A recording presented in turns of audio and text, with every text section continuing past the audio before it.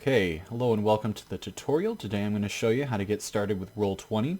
So first thing you're going to do is create a new game. And while it's taking forever, complain about your internet speed. Here we're going to give it a name and we're going to call it whatever you want. And before you hit I'm ready create game, you're going to come down here to choosing a character sheet. Now like I said, it's optional, it's not necessary. You can definitely just create character sheets that are outside of Roll20 and use those for reference and just, roll flat dice and then, add whatever modifiers or deductions and whatever afterward. But it's a lot nicer and a lot simpler when you add your character sheet through the game so that it does a lot of automated math for you. And so most people will be using your 5th edition by Roll20, which is very standard 5th edition D&D character sheet, stuff like that. If you're looking for a specific game type of character sheet, you're gonna use the search engine here and find whatever it is that your game uses. Like I'm in a Star Wars one, they use the revised core rulebook, and so you'll use the revised character sheet. And this is basically what it'll look like in Roll20, form fillable. And then when you're done, you pick your character sheet. You can add tags if you want. Click I'm ready, create the game. And there you go. Now this is a game. You can use the little link right here. You don't have to use an email address. You can use a URL link right here. Send it to your friends on Discord or whatever have you.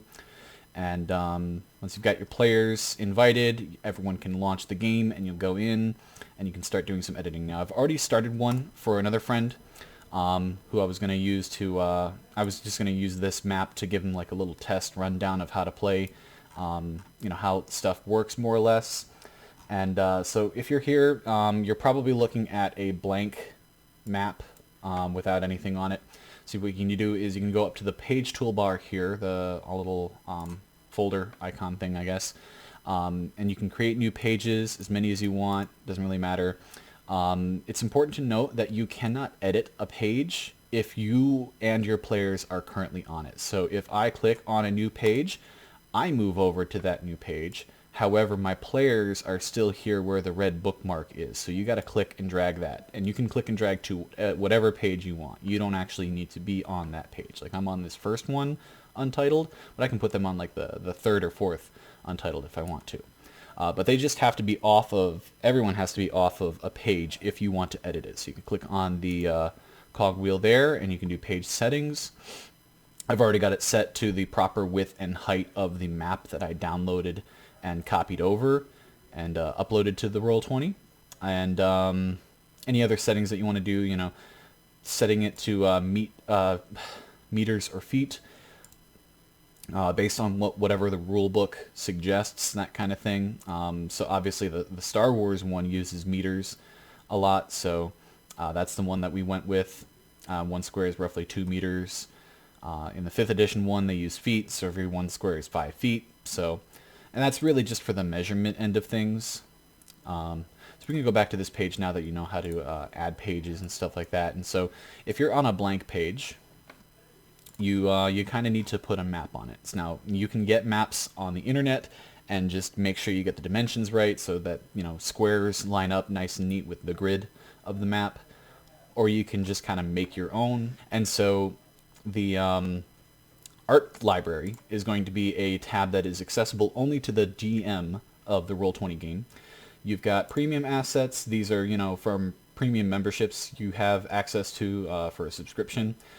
There's also free assets. They're pretty basic assets, honestly, but they still have their uses. And so what you can also do is you can do a search engine up here and search for assets like you want to put on your map. Like tree is a pretty basic, pretty common one. So here we got a tree right here. I'm actually going to use the map and background layer. So these are the layers. We've got GM overlay, objects and tokens, and map background. So the map and background one is basically just specifically for visuals and stuff like that. It's usually for assets that you do not plan on moving at all whatsoever and you want to keep them in place. They're supposed to be under everything else. They're always supposed to be under objects and tokens so that the tokens are not being covered up by map and assets like that. So it's always going to be the bottommost layer kind of stuff. So now that we have that selected, we can click and drag a tree wherever we want, and it's going to be existing on the map layer. If I switch back to objects and tokens, I can take a token. They're on top of the tree because they're on the upper layer, the objects and tokens layer. And so you can just, like, you know, literally search for all sorts of different stuff, and you can just take like a square of something and like stretch it out if you want, shrink it. I do a lot of Control C, Control V, so that I'm copy pasting and creating, you know, overall like a map that way. And so back to our, whoops, see, there I go. I put it on the objects and tokens layer. So let's say you want to move something. If you highlight an entire range, I've just highlighted all 4 of those by clicking and dragging, and we right click. We've got a little edit tool up here, and so we can change the layer that all these exist on. We can put them on the map layer. And now you can also see on the map layer, things are underneath the grid as well. So you can also see the lines of the grid there for easier time getting familiar. And so now, because we put the tree down first, it's on the bottommost layer. Well, actually, technically the map is on the bottommost layer, but the tree is underneath all these other things. So if we want to move these up, we're actually going to go to front, and that'll put the tree on top of all 4 of these squares of dirt, for example. All right, so only objects in the layer that you currently have selected can be interacted with. You can't interact with these now that they're on the map layer, which is good because we don't want to, because we don't want to accidentally move them. But we can interact with our tokens now and do whatever we want with the tokens. And then the GM overlay layer is specifically for tokens and objects and things of that nature that the GM does not want the party to see, but the GM still wants to keep track of. So if I move this guy to the GM layer, he's partially, it's transparent now, or translucent, whatever you want to say. Translucent, meaning that only you can see it, but the party cannot see it. So if this is, you know, a character that the party's not supposed to be able to see, they're not going to see. As the party gets maybe closer to getting in line of sight, I can decide, go to the GM overlay, right click, token layer, and boom, now the character's there on the token layer, and it is controllable by me, the DM, in the token layer, and it is visible to the other players. So that's that for tokens.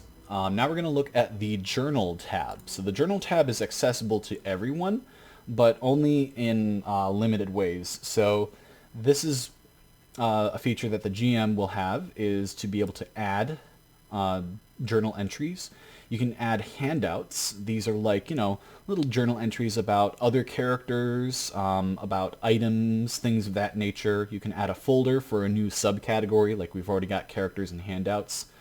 But if we add a character, we can name him whatever we want. I'm going to name someone Bob.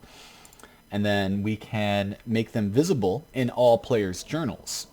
Now, if we make a character sheet visible in all players' journals, any player can open that other player character's character sheet, and they can view the stats on that character sheet.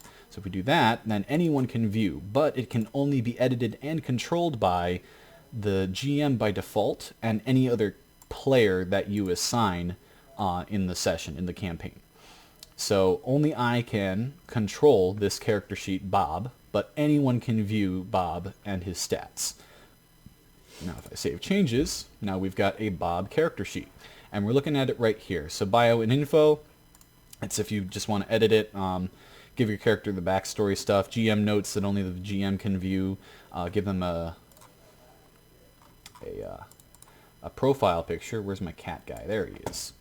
So let's say this is Bob. That way I know that this character sheet Bob is for this token Bob character, maybe. I don't know. And so if we go to the character sheet part, we can see, hey, look, there's the character sheet that we saw a sample of when we created the session. And so, you know, you're just going to fill this out as per the core rule book. It's pretty straightforward, kind of hard to go wrong if you're reading the book and, you know, following the rules carefully. And That's the benefit of having the character sheets, is then you'll have automatic rolls that you can just, roll this check, and you just click that button, and bam, it'll roll the number 1d20 plus whatever your modifier is, or minus if it's a negative.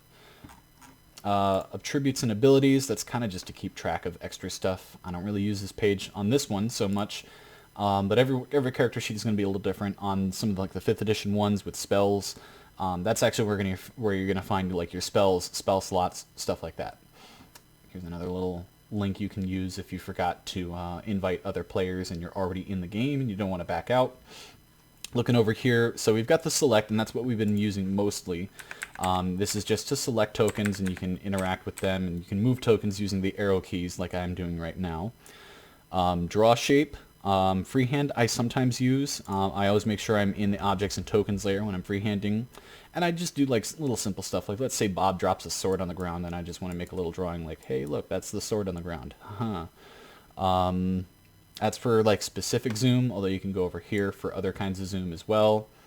I kind of just also use I think it's Alt plus scroll. Yeah, Alt plus scroll is pretty handy for that too. This is your measurement tool, so if you click on this and you choose like a snap to center, snap to corner, no snapping, whatever, this allows you to click on a square and you can measure. So we know that Bob is 6 meters away from that other character, and he is also 6 meters away from the doorway over here, that kind of thing. It's pretty straightforward. Now, you might be wondering why some areas are lighter and darker on the map. That's because the GM can see through fog of war, but the players only see black. So if I go into like player mode, if I remember how to go to player mode, rejoin as player, wait a couple seconds, I would only see, yeah. So this is just player visibility, limited player visibility kind of thing. So if I just rejoin as a GM, take another couple seconds, basically as the GM, you'll have access to controlling some of those things. Like I didn't have access to a lot of these other features, particularly reveal, polygon, reveal, and hide. So if I want to cover up, let's say this door closes, I want to use the hide areas, and basically I'm just going to highlight the area that I want to now hide, and now it turns darker again. So the player can no longer see into this room because I've said that the door was closed. But let's say I want to reveal. I can reveal in squares as well. Let's say that this hallway is all the way opened. They can see all the way down to the main gallery. And let's say I really want to get creative and be like, okay, well, the character is looking through, like, trying to peer through a keyhole or something like that, so they only have a limited amount of visibility. So I'm using the polygon reveal to be like,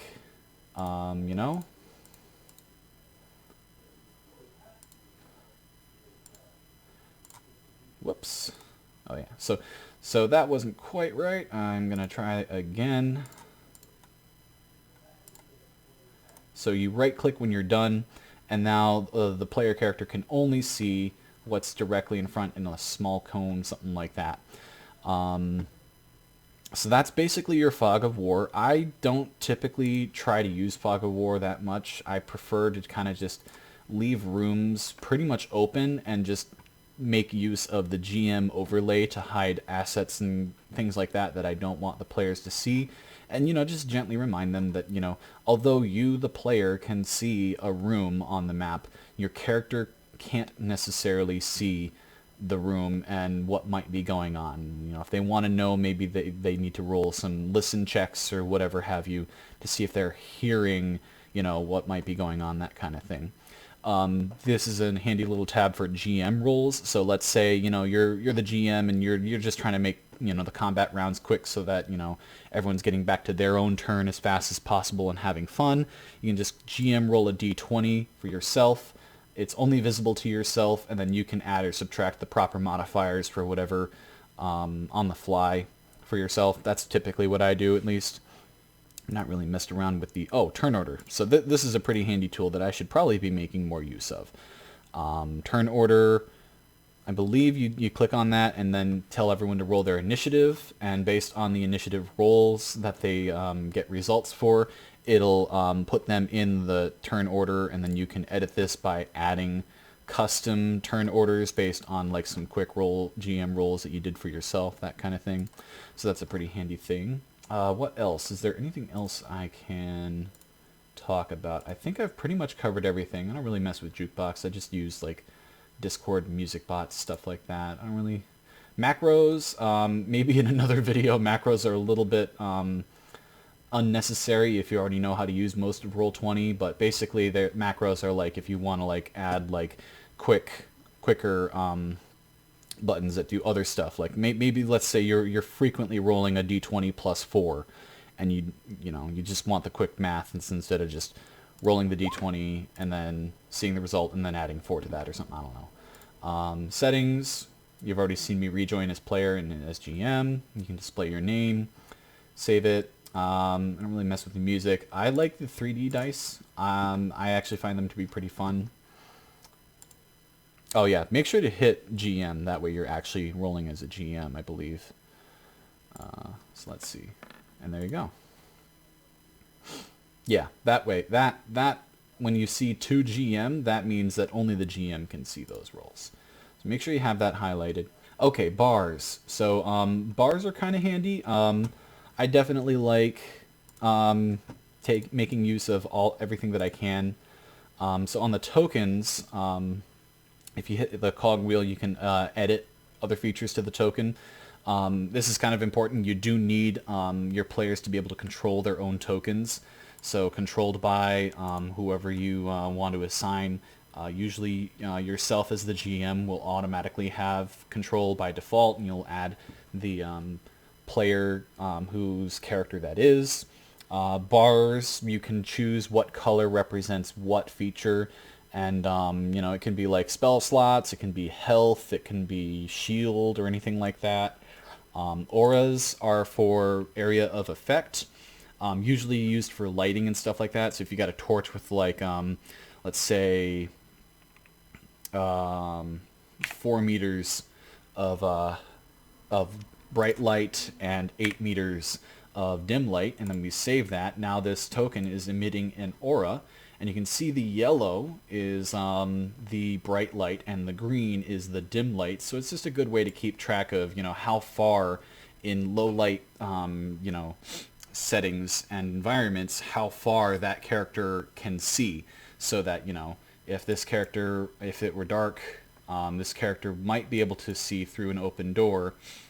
That you got the other character over here, but maybe not, depending on whether or not they can see well in dim light, stuff like that. So you got to make sure to save changes whenever you're editing these, or they won't take. On the Advanced tab, we've got the ability to allow players permission to see and or edit these bars and stuff like that. So naturally, as the GM, you would be able to see these bars, but that doesn't mean your players would be able to see them. So you got to make sure in the Advanced tab that you give your players permission to see and maybe even edit a lot of those things. Like, you got to make sure if you want your players to see those auras, that they can see them. And so just to give you like an example of what it looks like to have bars, there you go, 10 out of 10 of the green, 10 out of 15 of the red. Do what you will with those. Let yourself decide, how you want what to represent what, that kind of thing. It's just a nice little handy way to keep track of things, as well as in the character sheets, what their like current health is, stuff like that, current spell slots. All right, well, I literally can't think of much of anything else to go over in this video. So thanks for watching. I hope this was helpful, and hope you have fun playing Roll20.